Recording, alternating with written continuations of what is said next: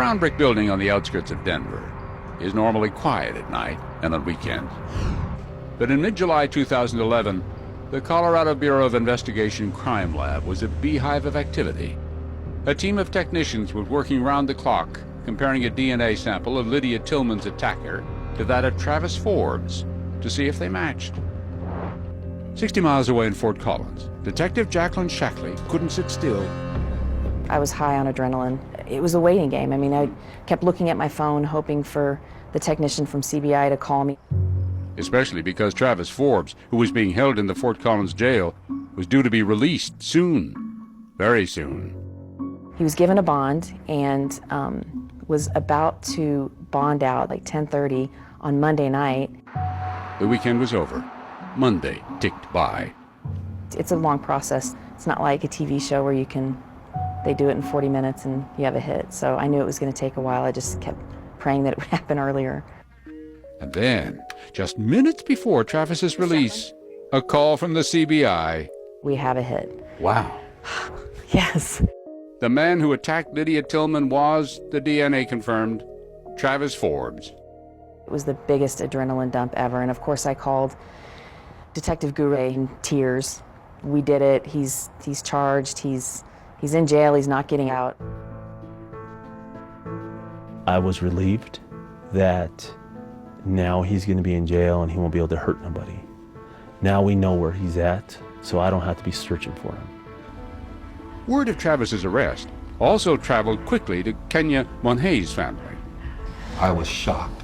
I knew that he would eventually hang himself, but I didn't think he'd go out and try to murder again this soon. And I was shocked. We were shocked. Yeah. But they still didn't know what happened to Kenya. Quickly, the Lee family called a news conference and delivered a message to Travis Forbes. Anybody's going to relay any messages to him, tell him, or if you guys talk to him, tell him we got just one question. Where is Kenya? That's it. But Travis wasn't talking anymore, so Lee offered a radical idea. I called Sister Dia Lombardi and I said, make a deal. You wanted a deal? Yeah, I don't care what it is. I said, I don't care, you could take it down to manslaughter. I didn't care. Just make a deal. We just want Kenya. We really couldn't at that. I mean, we were getting there. We were still investigating. What I really wanted was tell us where she was so we could give closure to this family. But Travis was now facing an attempted murder charge for the assault on Lydia. And as his case started working its way toward trial, he sat silently, mute in his cell, especially when Detective Shackley paid him a visit. He was looking at me like a caged animal. His eyes were huge. It was really creepy. Obviously, I wanted to talk to him. I wanted to get an interview with him and see if he would tell me something. And he immediately said, "I'm not talking to you. Get out of here." But across town, someone was communicating.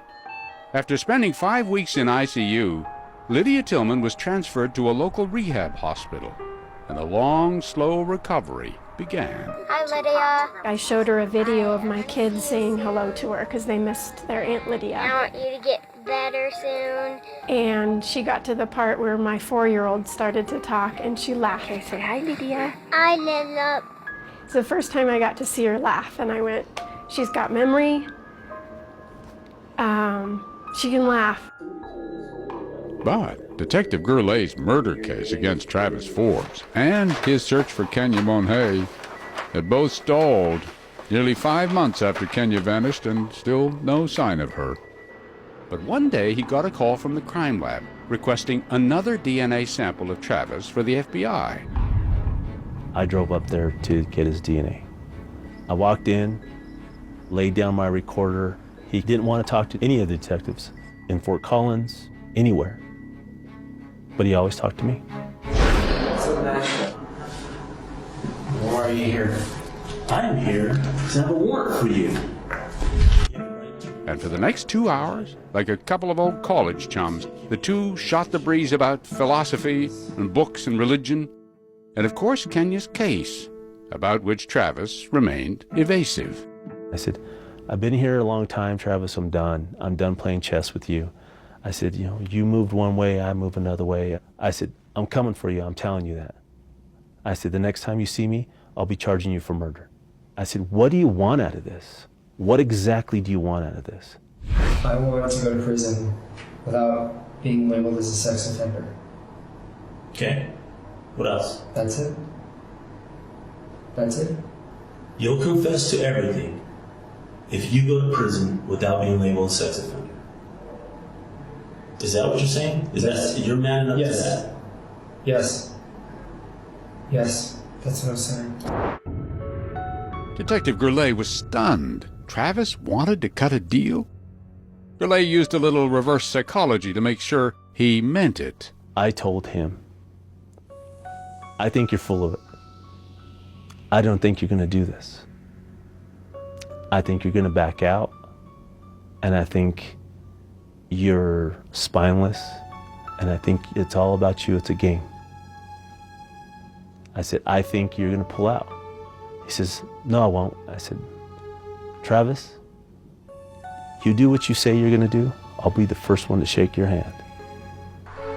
Gourlay knew that Fort Collins authorities would buy in, so all he needed now were the crossed T's and dotted I's, the legal formalities. I left the jail, went out to my car, and thought to myself, did I just hear this right, or am I dreaming? I even played the recording back to myself. And I thought, wow. People just don't do that sort of thing. Right. He's confessing to a murder without a body and without seeing the case. I've talked to my commanders, and they said, never in the history of this police department has that have ever happened. Huh. Ever. Finally, after frustrating months of knuckle-biting tension, disappearances, dead-end games of cat and mouse, Detective Gourlay was about to get the answers he'd been searching for, and he was exhausted. To celebrate and rest up, Gourlay decided to take a few days off with his wife. So we're driving out of town. I get a call and said he pulled out. Coming up, was it all over, or was there yet another surprise in store for investigators? He got out of the car, and his whole demeanor changed, and he let out this scream. Just this blood curdle, it made me jump. When Dateline continues.